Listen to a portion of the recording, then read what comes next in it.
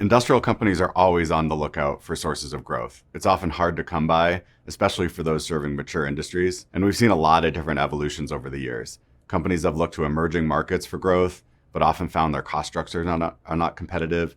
They've looked at adjacencies, they've looked at consolidating M&A in the core, but there's only so many targets, and oftentimes the M&A doesn't result in the value you expect.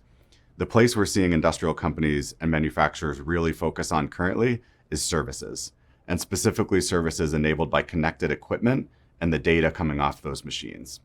This often can take the form of software as a service or SaaS, and this is really the next wave of growth, and we're seeing a ton of investment and opportunity here for manufacturers.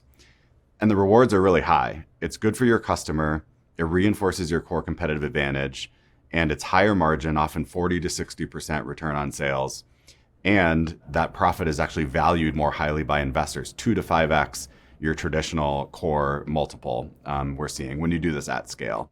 The good news is there are examples of companies who have made this journey. If we look at the tech space, Microsoft, Adobe are great examples of companies who have pivoted to a SaaS business model. And there's increasingly examples in the industrial space, albeit earlier stage. So there's lessons to learn from. What we've learned is that one step that's required is a clear strategy upfront and open communication with all stakeholders about the end-to-end journey that you're about to embark on. There's also some key investments along the way. We've seen specifically investments in customer success, in the commercial model and go-to-market, in the underlying tech stack that enables all this, and in talent and operating model to make this successful. The good news is you don't need to tackle this all at once. You can sequence it and make smart investments over time, but the rewards are significant for companies that we've seen successfully navigate this journey.